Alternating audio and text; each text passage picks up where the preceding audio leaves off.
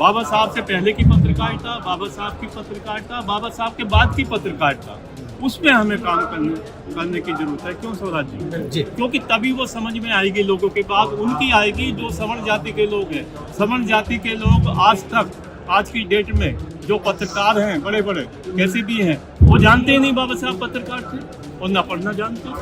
बहुजन नायकों के इतिहास को समेटे 2025 का बहुजन कैलेंडर आ गया है। आज ही बुक करिए अपना बहुजन कैलेंडर। ये 2 किताबें इस साल की जो हमारा पब्लिकेशन है, दास पब्लिकेशन, उसके जरिए हम लोग लेके आए हैं। सूरजपाल चौहान जी की कविताओं का संग्रह है और ये अम्बेडकरी पत्रकारिता के 100 साल। और यहाँ पे तमाम दिग्गज साहित्यकार मौजूद हैं जो एक दौर के साथ ही रहे हैं सूरजपाल चौहान जी के, चाहे शिवराज सिंह मेहचान हो, कदम सर हो, रानी मेनू हो। एक लंबा वक्त इन लोगों ने साहित्य में साथ बिताया है। एक अम्बेडकरी पत्रकारिता के 100 साल है जिसमें सर की का एक आर्टिकल है महत्वपूर्ण, मोहनदास निसार सर का है। तो सर तमाम लोग साहित्य, जब बुक फेयर की बात होती है तो साहित्यकारों का भी जिक्र होता है। सूरजपाल चौहान जी नहीं रहे हमारे बीच में और ओम प्रकाश वाल्मीकि जी नहीं रहे, लेकिन साहित्य एक ऐसी चीज़ है कि वो जिंदा रखती है। आज भी हम इनका जिक्र कर रहे हैं, इनकी तस्वीरें देख रहे हैं, लोग इनके विचारों को खरीद के जा रहे हैं। तो सूरजपाल जी को कैसे याद कर रहे हैं? नहीं, सूरजपाल जी हमारे एक बहुत ही सशक्त साथी रहे हैं, एक लेखक रहे हैं और उन्होंने अपनी कविताओं के माध्यम से काफ़ी समाज को झकझोरा है। उनकी कई कहानियाँ, महत्वपूर्ण कहानियाँ उनकी रही हैं और उन कहानियों के माध्यम से भी उन्होंने समाज को झंझोड़ा है। और आत्मकथा का जो उनका आई है पहला भाग, विशेष रूप से उनका चर्चित ज़्यादा रहा और वो चर्चित होने लायक भी है, संतप्त, है ना। उसमें जो उनके अनुभव रहे हैं, उन अनुभवों ने दलित साहित्य को भी समृद्ध किया है और साहित्य को समग्रता में भी समृद्ध किया है। और इन्होंने हमारे इनकी इन रचनाओं ने, सूरजपाल चौहान के लेखक ने युवा लेखकों को एक राह दिखाई है कि वो भी अनुभवों को, अपने निजी अनुभूतियों को उसी साहस के साथ अभिव्यक्त करें जिस साहस के साथ उन्होंने अभिव्यक्त किया।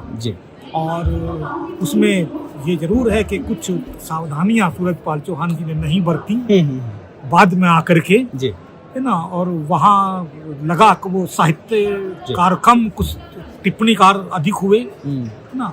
लेकिन टिप्पणी का भी अपना महत्व होता है, वो भी साहित्य का अंग है।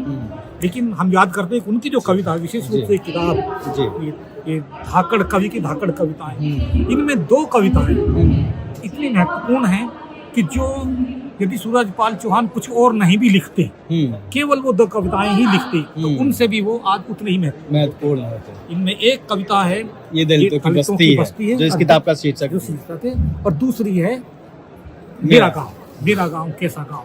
जी, बहुत बहुत शुक्रिया सर। और सर, आप दोनों का पत्रकारिता से संबंध रहा। मुझे याद है जब मैं एमसी में पढ़ता था तो आपकी किताब लाइब्रेरी में रहती थी कि दलित पत्रकारिता, मैंने देखी भी थी। आपका बयान तो सब कोई जानता ही है।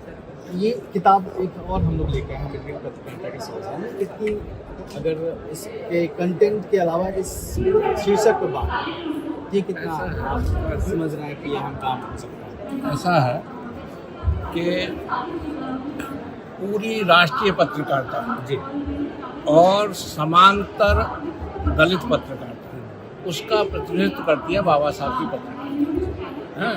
तो बाकी सारे पत्रकार उनके पीछे खड़े होते हैं। हम होने शायद ये होता था कुछ, जितने भी मतलब महत्व इसलिए रखती है कि लोग इस पहचान को भी स्वीकार करना नहीं चाहते थे कि दलित पत्रकारिता भी कोई पत्रकारिता होती है। तो इस विधा को आप आगे लाए हैं और लाना है, इस विधा को स्थापित करना है। ये मराठी में स्थापित है और ये उतनी ही महत्वपूर्ण है जितनी दूसरी पत्रकारिता है, चूँकि ये एक बहिष्कृत भारत जो हमारा पूरी जनता है उसका पक्ष सामने रखती है और वो बहुत जरूरी पक्ष है। तो इसलिए इसका प्रतिक्रिया है। मैं तो देखिए एक और नई बात आपको बताना चाह रहा हूँ कि गंगाधर पानतावनी जी के पास में जाता था गंगाधर, मराठी में उनकी किताब आई और डॉक्टर शिवराज सिंह मेहचान की हिंदी में। ये 2 किताबें, बाकी भाषाओं का पता नहीं पत्रकारिता पे क्या छपा। मैं विशेष बात ये बताना चाह रहा हूँ क्योंकि मैं मुंबई जाता रहा, मराठी भाषा सीखी बाबा साहब से पहले की पत्रकारिता, मेरी अभी अंग्रेजी में किताब आई 2 साल पहले, अमेरिका में 50 कॉपी उसकी मंगाई। ओके। डॉक्टर अंबेडकर से पहले जो पत्रकार था उस पर भी मैंने लिखा है, उस पर बहुत कम लोग जानते हैं। मतलब बहुत सारे पत्रकार जी हुए जी बिल्कुल, और इन तमाम चीज़ों का जिक्र सुन है। लीजिए, लिखा है। और बाबा साहब से शुरुआत हुआ और बाबा साहब के बाद तो अब जरूरत हमें ये है, मैं इस पर लिख भी रहा हूँ, मतलब वो इलाहाबाद के प्रकाशक है, उन्होंने कहा बाबा साहब से पहले की पत्रकारिता, बाबा साहब की पत्रकारिता, बाबा साहब के बाद की पत्रकारिता, उसमें हमें काम करने की जरूरत है। क्यों स्वराज जी? क्योंकि तभी वो समझ में आएगी लोगों के बाद, उनकी आएगी जो सवर्ण जाति के लोग हैं। सवर्ण जाति के लोग आज तक, आज की डेट में जो पत्रकार हैं बड़े बड़े कैसे भी हैं, वो जानते ही नहीं बाबा साहब पत्रकार थे और ना पढ़ना जानते। जबकि इतना बड़ा काम किया भाई, गांधी जी ने 2 अखबार निकाल दिए और बाबा साहब ने 6 अखबार निकाले, लिखते थे। गांधी जी को भी पत्रकार बना रहे लोग, बाबा साहब को उसमें नहीं। मैं चूंकि शिवराज सिंह बेचैन जी यूनिवर्सिटी में है और रूपचंद गौतम जी ने, मैंने मिलकर कई जगह यूनिवर्सिटी में ये कहा है कि पत्रकारिता भी उसमें सिलेबस में आना चाहिए दलित साहित्य के माध्यम जी। ये मेरी जो हिंदी दलित पत्रकारिता पर पत्रकार अम्बेडकर का प्रभाव, इससे पहले हमारे देश में कहीं भी ना दलितों की पत्रकारिता पर कोई रिसर्च हुई, ना बाबा साहब की। आप पहला काम किया। तो उस काम को मैं आगे ले गया, आगे इस रूप में ले गया कि हमने और कई बच्चों को पत्रकारिता में, दलित पत्रकारिता में, अम्बेडकर की बताऊँ, काशीराम की पत्रकारिता पर अभी मैंने एक बच्चे को PhD दिया है, रवि। तो पूरी धारा, चाहे बाबा साहब की पत्रकारिता हो या काशीराम जी की पत्रकारिता हो, फिर या और 300 दलित पत्रकारों को मैंने अपनी किताब में लिया ढूंढ ढूंढ। अभी उसका अंग्रेजी अनुवाद आ रहा है, तो मैं कोशिश कर रहा हूँ कि उसमें जो उस जमाने के पत्र थे उनको, उनकी फोटो भी उसमें डालूं। आना चाहिए। उसका हमने कोशिश की है, जो उस कार्यक्रम के दौरान हमें मिली थी, वो तमाम चीज़ों को जितनी उपलब्ध रही है। ठीक है, वो भी है। और चीज़ों को शामिल करने की जरूरत है इसमें। एक सुरेश जी पर आप बात कर रहे थे, उनके बारे में मुझे सिर्फ इतना कहना है कि वो न तो दलित धारा के कवि थे और ना ही वो अम्बेडकर से थे। वो परंपरागत कवि सम्मेलनों में जाते थे और तुकबंदियाँ करते थे हनुमान चालीसा पर, देवी देवताओं पर। ओम प्रकाश वाल्मीकि के संपर्क में आके उनमें जो बदलाव आया, विशेषता उनकी ये रही कि बहुत जल्दी उन्होंने अपनी जमीन को पहचाना और बहुत जल्दी उन्होंने फिर इस धारा को, और फिर वो पूरी तरह से गांधी धारा के आलोचक बने। और अम्बेडकर वाला दलित कौन है, गांधी का हरिजन कौन है, ये सब उन्होंने जो स्पष्ट किया, जिससे हम वैसे परिभाषित करते हैं, कविता में ले आए वो, इससे और ज़्यादा ये चीज़ फैली। तो ये उनका कंट्रीब्यूशन है।